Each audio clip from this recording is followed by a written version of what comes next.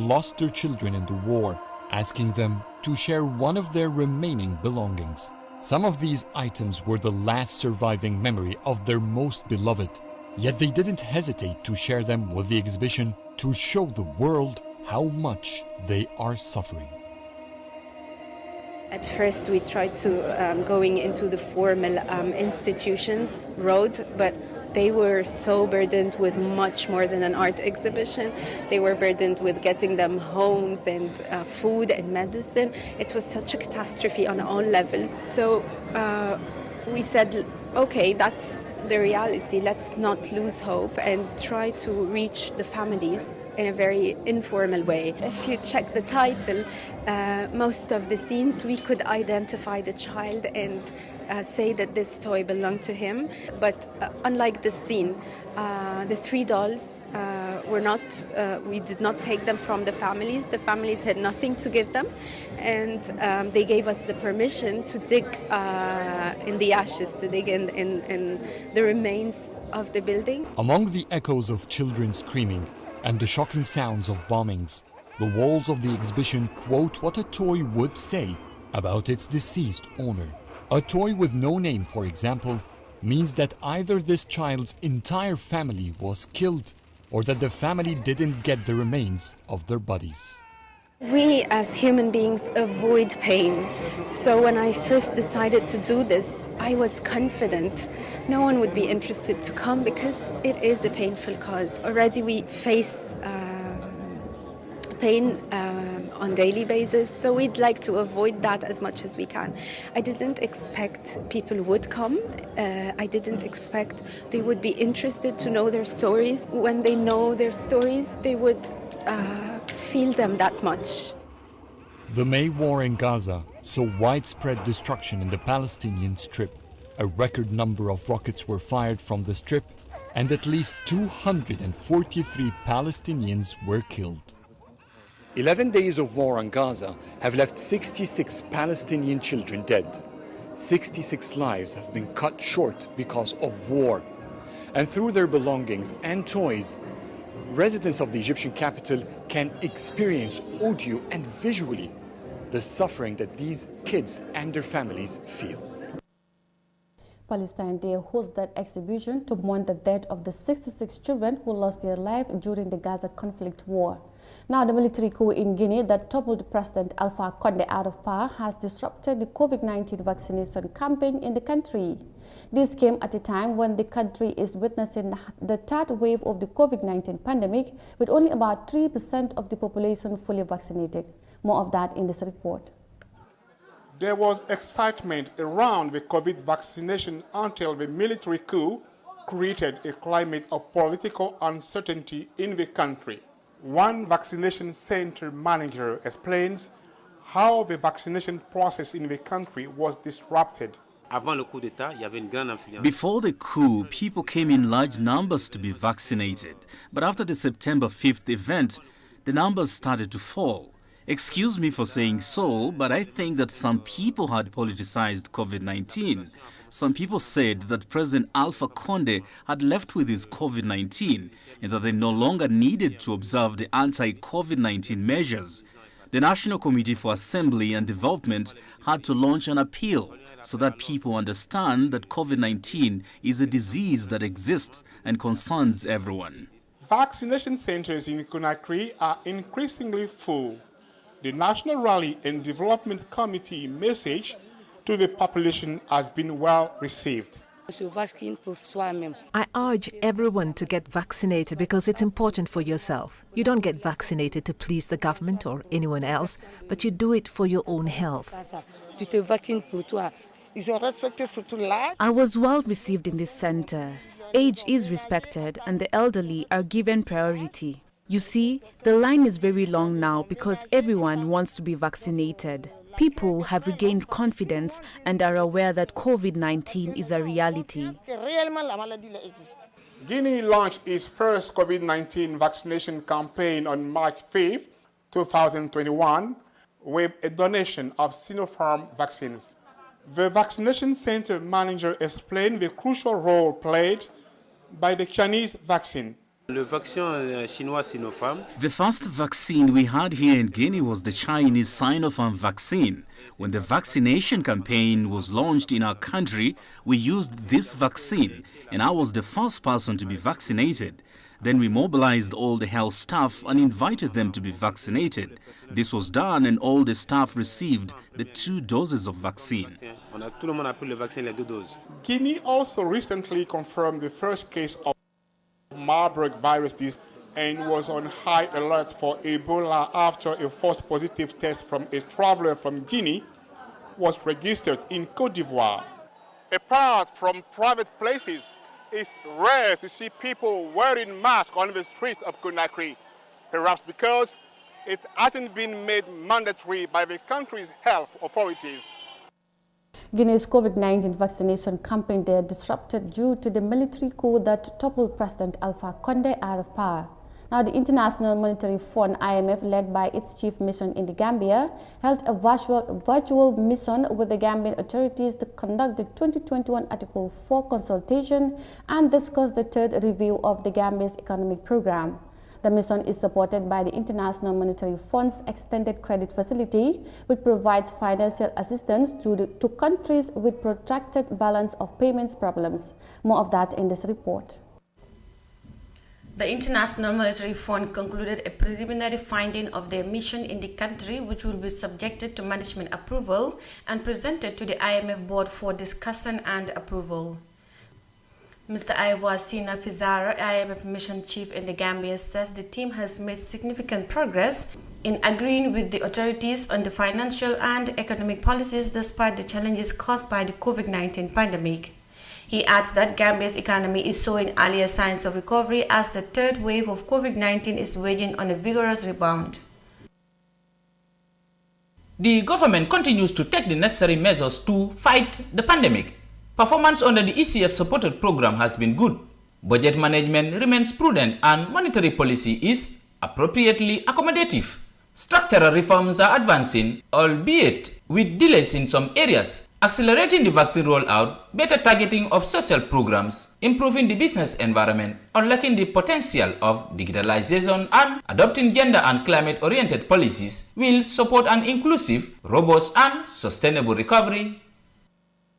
The IMF team found out that the country's economic growth stood at minus 0.2% in 2020, primarily due to the sharp decline in the tourism sector.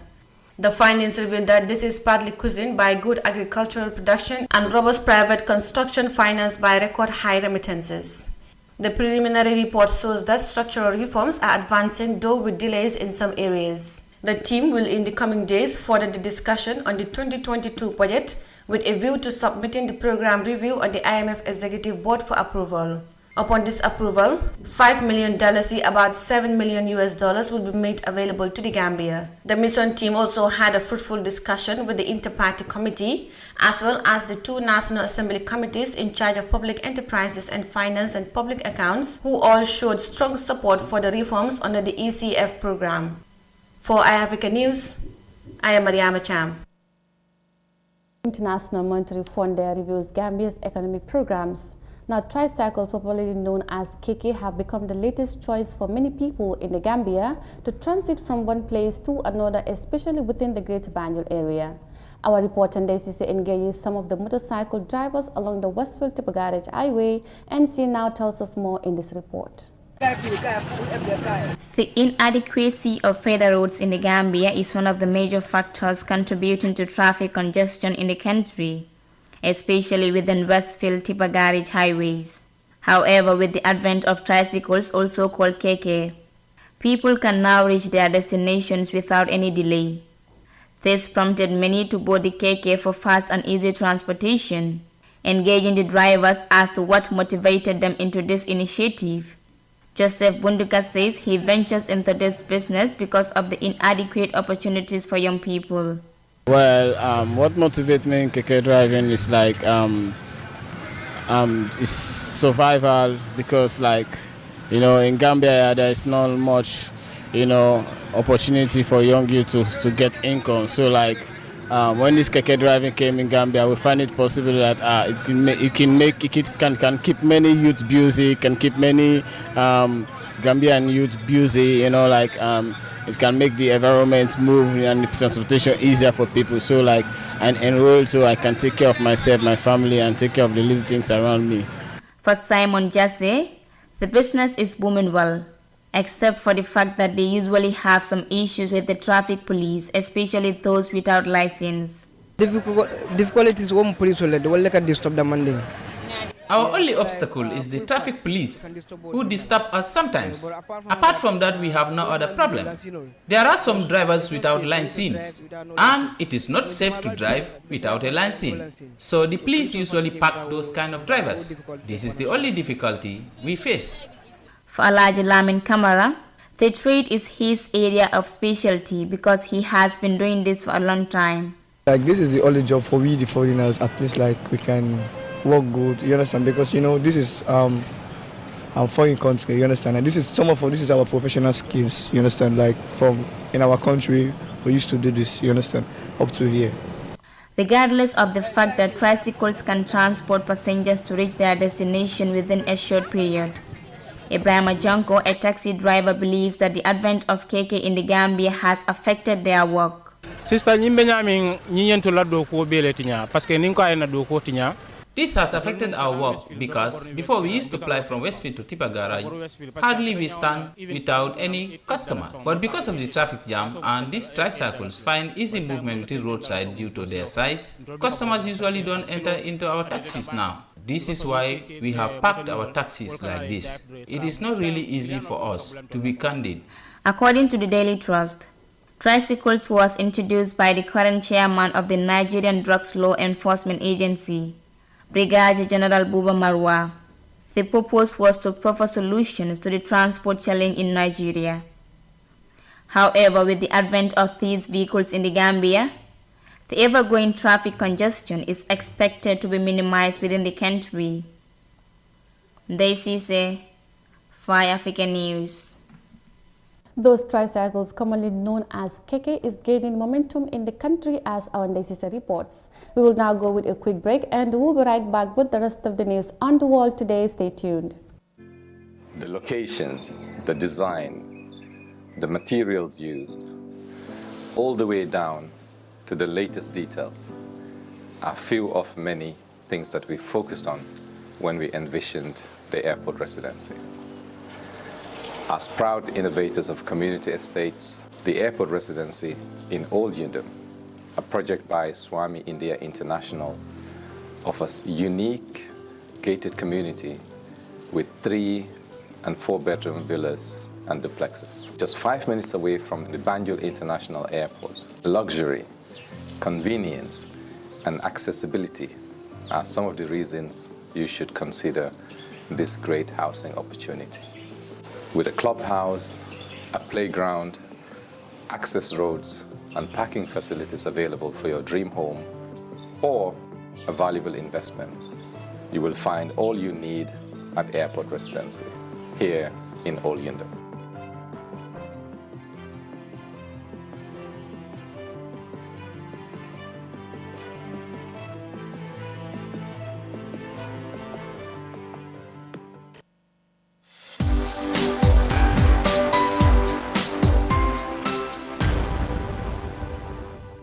CAF Africa Global is the first and biggest private estate developer in the Gambia and present in 7 other African countries. We take pride in leading innovation in all spheres of real estate sector in the Gambia and beyond. As such, we are launching the development of the first smart and modern office and retail towers in the Gambia called TAF Twins. The TAF Twins is located in the heart of the Kanifing institutional area and 10 minutes drive away from Banjul. TAF Twins is designed to have 5 floors of office spaces ranging from 50 square meters to over 1,000 square meters with 2 elevators, central air conditioning, 24 hours electricity and water supply, with the ground floor reserved for banking, supermarket, restaurant and coffee shop. For your bookings and reservations, please call now on 376-2333 or 776-2333. Thank you.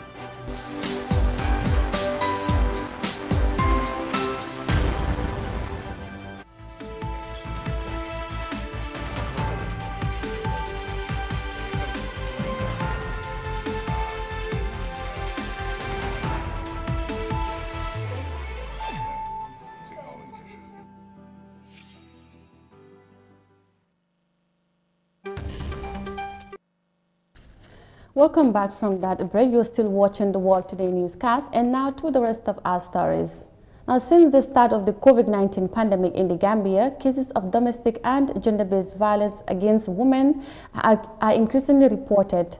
Experts say the policy of isolated and confinement leads to increased levels of domestic, sexual, and gender-based violence. Our Usman Jate engages Aminata Jaite, the program officer for the Girls Agenda organization, on the rise of domestic violence amid the pandemic. And more of that in this report. The pandemic has affected everyone globally. Unlike women and girls, the pandemic has devastating social and economic consequences, deepening the existing inequalities in various societies. With the mission of advocating for the fundamental human rights of women and girls in the Gambia, the Girls Agenda is a young women-led organization that focuses on the health and reproductive health of women and girls in the country. Aminata Jaite is the program officer of the Girls Agenda. Jaite took us through the reasons behind the sharp rise of domestic violence in the Gambia. Because of the pandemic, people are restricted. Most of our activities are cut off, are cut down. We are living with our perpetrators. We are at homes. We are living with them. Every now and then, social justice systems are not strengthened.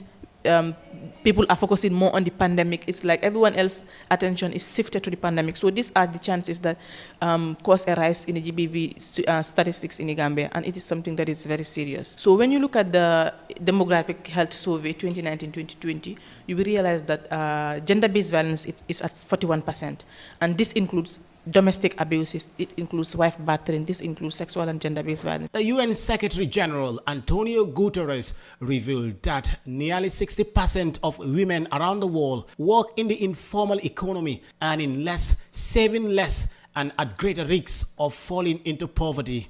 As markets fall and businesses close, millions of women's jobs have disappeared. This has made many women vulnerable to domestic violence. Ms. Jaite, like many Gambian women activists, has been advocating for the rights of women via different channels, amongst which includes a dialogue. So what we do at the level of the Girls Agenda in the midst of this pandemic is to organize activities, especially online events. We organize online activities, campaigning to educate the people that yes, the pandemic is ongoing. There is a pandemic that people are facing, but we must not also deny the consequences that comes along with the pandemic. We use our famous social media codes, like we call it the TGA codes, to educate the public about the existence of COVID-19 pandemic, but in essence also talk to people about the existing inequalities that are in our communities. Safety measures, how to take care of themselves at home, the existing legal systems that are available or that they can access when they are confronted with any form of violation at home. But we also talk to them about the importance of reporting. Because if you talk about domestic violence, if you talk about gender-based violence, people will have to come out to talk about it. People will have to come out to report, to seek for help. Because if that doesn't happen, then the right measures cannot be taken. Ms. Jaite is of the belief that in order to change this narrative in the country, there is a need for the government to work with organizations such as the Girls Agenda to implement the necessary legal framework in order to protect and promote the welfare of women and girls. Inasmuch as we want to try to educate the people about all of these consequences, the impact of gender-based violence, especially in the pandemics, we understand that the government has a responsibility to protect its citizens, and the government also has a sole responsibility in making sure that laws that are geared to protect women and girls' rights are implemented in the Gambia. So we work with the National Assembly, we work with the government to campaign for the implementation of the laws, because we understand that the Women's Act is in existence, the Domestic Violence Act is in existence, the Sexual Offences Act 2013 is in existence, the Children's Act Amendment Act 2016 is also in existence. So all of these things are laws that protect us, that are supposed to protect us from all of these forms of violations, especially in pandemics. Recent statistics by the United Nations Population Fund revealed that the Gambia, like other countries in the West Africa sub-region, has a high prevalence rate of gender-based violence, with 1 to 4 women aged 15 to 49 years likely to become a victim of sexual and gender-based violence. The report further indicates that 26% of married women have experienced a physical, sexual, and emotional violence by their husbands or intimate partners. Usman Jata, iAfrica News. The increase of gender-based violence, gender and domestic violence cases in the country since the coming of the COVID-19 pandemic. Now the deteriorating fish stocks in Uganda serve as a major threat to one of the top foreign exchange earners in the East African country. The fishermen blame the low stock on rising water levels, which somehow reduce the oxygen of the water levels, thereby killing most of the big fish in the river. Details of that in this report. The Nile Perch, one of Uganda's top foreign exchange earners, but the stock of perch is shrinking and so are revenues. Local authorities blame illegal fishing methods on Lake Victoria, East Africa's biggest lake. They say fishermen are pulling in mature fish that have not had a chance to breed. We are going to fight this and we are not going to sleep, we are not going to sit. This must stop. We need proteins in our country. We need the products of fish. We need to help our country to put value addition to the fish. Fishermen blame the low stock on flooding and rising water levels, which caused a drop in oxygen levels in the lake, killing large numbers of fish at the beginning of this year.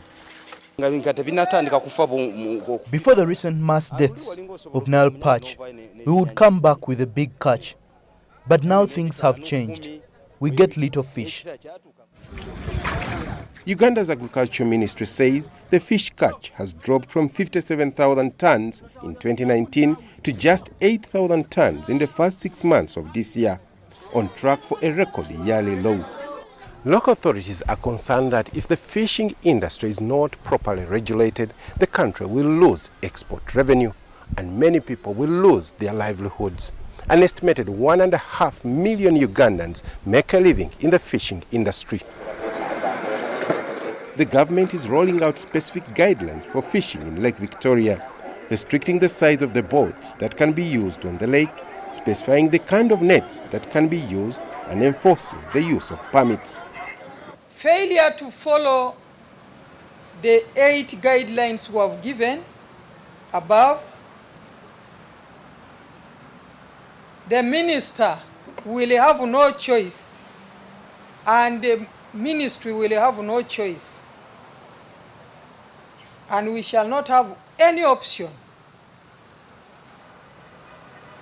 but to close the lake. The fishermen fear that the new guidelines could edge them out of business. But fish exporters want law enforcement agencies to do more, especially in getting rid of illegal gear. The intervention need not necessarily be only in the waters, it has to be inland as well. It has to be discipline at the landing sites. It has to be discipline at looking into the fishing gears which are coming into the market and how they are being distributed into the water. All that chain has to be looked into. And as the government casts the net wide to increase the stock in Lake Victoria, fishermen and exporters alike hope it will mean having enough perch to keep everyone in business. The deteriorating fish stocks in Uganda now served as a major threat to one of the top foreign exchange earners in the East African country. That does it for the edition of the World Today newscast here on iAfrica TV. I was your presenter, Mariama Cham. Thanks for your company and goodbye for now.